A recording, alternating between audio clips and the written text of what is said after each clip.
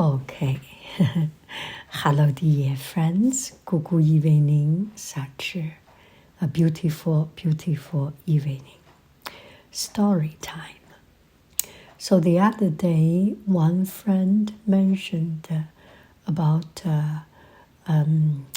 Narcissus, something about how to take care of yourself and not to the degree that becomes Narcissus, narcissistic. I forgot what the real question is. It's just recently I went to a library and I am searching for the books of Echo and Narcissus. And just ring a bell. So here is the story of Echo and Narcissus. So Echo was a forest nymph, a little forest fairy. She was very beautiful, and beyond that, she was very kind. Just a perfect young lady, right? Artemis, the goddess of moon. Artemis was the Greek goddess of moon. Loved her. She loved Echo so very much. So when Artemis came to the forest to hunt, she called on Echo to join her. Artemis with arrow and sword and went hunting, and she was hunting in the forest. She must call Echo to her side. Echo, however, had one fault. She was nice and beautiful and kind, but she had one teeny tiny little problem. She loved to talk. That's something that yanghaiying, I personally do not like. I do not like to be with people who talk too much. Silence is gold. She chattered. Echo chattered without stopping. It did not bother her one bit that nobody listened to her. So, like anyone who likes to talk, their sole purpose and their sole joy is just talking. If people not listening to her, it's okay. She's still just talking. Hera, the queen of gods. Hera was the queen of gods. Once came to visit Artemis. Those goddesses, goddesses, yeah, and queen of gods. From time to time, they have some afternoon tea. They had some morning good day, things like that together. And Hera came to visit Artemis. Echo kept interrupting the two as they spoke, and Echo just could not stop talking. Artemis warned Echo to be silent. Shh, shh, don't talk. But she paid no attention. Echo just kept talking. She talked on and on and on and on and on and on, until at the end, finally, Hera lost her patience. She turned to Echo and said, "You love to talk, and so you shall. You will never begin a conversation. You will only reply when someone speaks, not you, when someone else speaks. Since you love to have the last word, I will give it to you. Never again will you speak words of your own. You may only repeat words that someone else has spoken. That was such a spell on Echo. You can talk, but not the first one. You can only repeat. You do not have your own words. You repeat after other people have spoken. Spoken, Echo said. Someone else has spoken. Now the words of others were all that she could speak. Oh my goodness. Better do not make this kind of mistake. Hera she's a little bit like a strict teacher. Students were at young age, they need to talk. How can you silence their talking? Anyway, Echo left the nymphs and went to live by herself in a corner of the forest where people seldom came. For a long time, she did not speak at all. She was on exile. She went to the very, very end of a long, long, silent forest. One day, a young hunter wandered around. Narcissus was his name, and he was extremely, you got it, handsome. He was so handsome. And his name was Narcissus. Echo watched him from behind the tree. She was in the dead end of the forest, and Narcissus wandered into the forest. She desperately wanted to speak to him, but she could not say one word until he spoke to her first. Echo followed the handsome young man all the way through the forest. After a time, Narcissus noticed something behind me.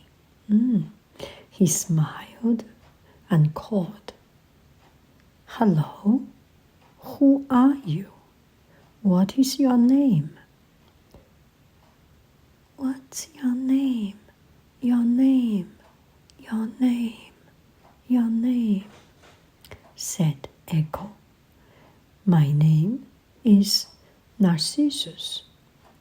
Narcissus answered, "I came to the forest to hunt deer. Now it's your turn to tell me your name." "Tell me your name, name," Echo said. So Echo just repeat what Narcissus has just said. So Narcissus got angry, and he said, "Are you playing a joke? I don't like when people make fun of me. If you want to talk, you talk to me. If you do not want to talk, go your way. Go away. Go away. Go away. Away. Away. Away," Echo said, because Echo can only repeat the last words. The poor nymph, Echo, The poor nymph did not know what to do. How could she explain herself? She could not. That she could only repeat the words. She could not tell because she did not have the ability to speak the first word. Echo came from behind the tree, and she walked towards Narcissus, holding out her arm. She wanted to reach him. She hoped he could understand, and he could come to her. And Narcissus did not understand at all. He could not understand those non-verbal words, right? He thought Echo was laughing at him, playing a joke with him, and did not respect him. Don't tell me to go away. Go away yourself. If you want to go, you go away yourself. He pushed, and he pushed Echo very hard. She fell down. Echo began to cry. Tears ran down her face, her cheek, out of her eyes. And there was not a single sound coming out because Echo, by herself, she could not produce the first sound. Narcissus cared not at all. He did not care at all about her tears. Cry all you want to cry. Cry all your tears out. If you do not speak to me, I am not speaking to you. If you do not want to be my friend, play with me. If you want to make fun of me, go your way. I am not playing with you. I will not be your friend. Yeah. And this is what you deserve. You cry. And only tears can serve you. He took his arrow and bows on his shoulder and walked away. Echo tried to make him come back. She called Narcissus, but no words came out of her lip. And only thing he could say, only thing she could say was to repeat what Narcissus had said. Narcissus had said, go away, go away, go away. You deserve it. You deserve your tear. You deserve it. You deserve it. You deserve it. You deserve it. Echo, heartbroken. She was heartbroken. And she began to disappear, to fade. And her image became more and more vague. She faded into the deep, deep, deep forest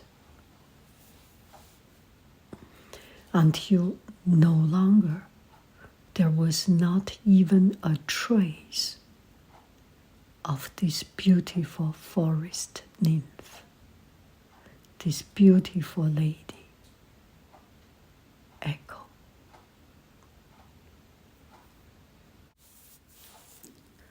So Echo disappeared, but in fact, Echo never really disappeared. Echo was always in the mountains.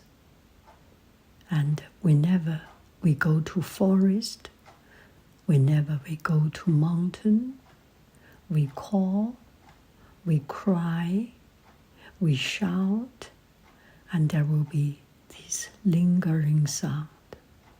Echo is everywhere. So what happened to Narcissus?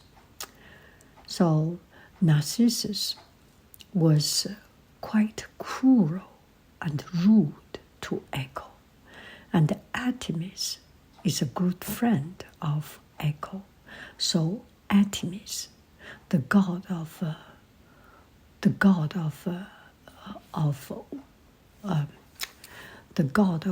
moon, and the god of the beautiful goddess. Let's say she was a sword, archery, and she was this very powerful goddess. She was angry because Narcissus was so cruel to Echo. So she made a spell to Narcissus. She made a spring in the mountain, in the forest. So Narcissus went to hunt, and he hunt and hunt. The whole day he was hunting, and he needed to take a rest. And this time, in front of him, there was a beautiful lake, and the water glittering beautifully like silver. Actually, Artemis made a spell. She made this spring, and she made this water beautiful, shiny, glittering like silver, and can reflect image. And also she made an even stronger spell. Anything that is reflected through this lake water, through this layer of silver reflecting water, will become 10 times 10 times more beautiful than the original image. Well, here it is. So Narcissus was tired and thirsty. He wanted to drink some water, and in front of him was this beautiful water, glittering, and looks so tempting, looks so delicious and so clear. So he bent down and wanted to drink, and he was surprised. He saw a beautiful young man. He did not know who this young man is. Who are you? This young man did not reply him. Are you making fun of me? Who are you? Why are you so beautiful? I fall in love with you. You know, in Greek mythology, there were a lot of this kind of strange relationship. You get the idea, yeah.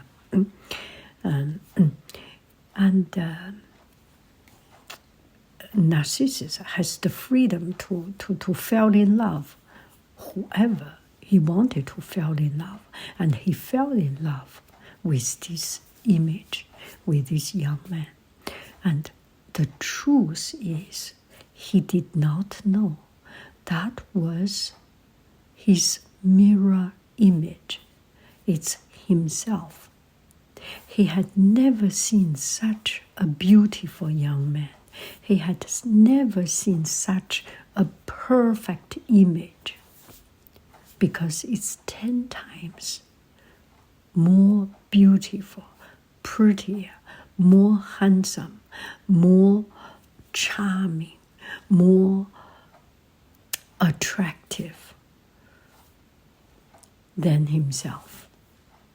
So he fell in love, and he was just fell in love, and he was so thirsty. He drank some water. As soon as his face touched the water, this young man disappeared. He was very sad. He fell in love with this young man. This imaginary person, which is 10 times better, prettier, handsome, smarter than himself. He did not know that is himself. He could be an ordinary person, but he was thinking of that person or thinking of himself. That person is actually himself. He regards that person as so much superior than himself. He lost himself because he could not see himself a true image. It was the spell. It was the spell to destroy him. And unfortunately, he fell into this spell. He could not see himself. He was so much in love with this image, with this person, with actually himself, that he refused to leave. He refused to go away.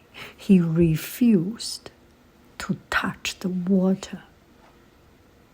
He refused to do anything except staying there and staying, waiting to see this beautiful person.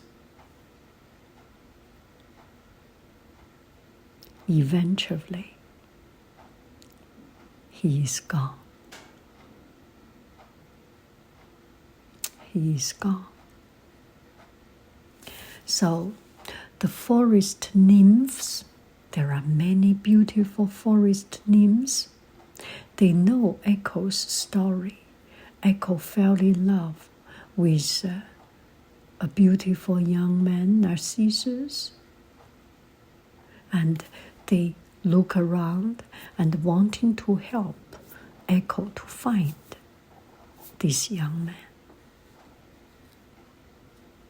And in the exact place where Narcissus was looking at the mirror, looking at the water, there was no longer Narcissus. There was only a flower, golden yellow, trumpet bell-like flower, called Narcissus or daffodil.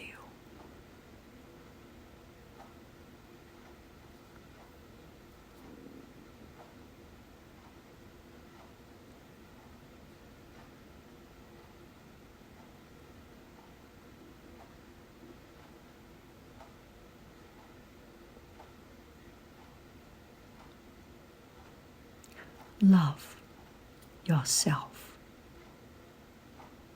only your true self. Love your true self with the true, honest degree. Do not go over it.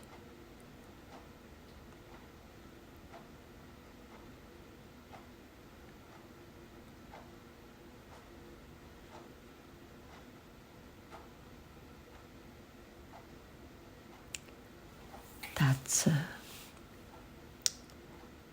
I will not elaborate too much. Such is the story of Narcissus and Echo. Bye-bye, friends. I love you. I really do. Do.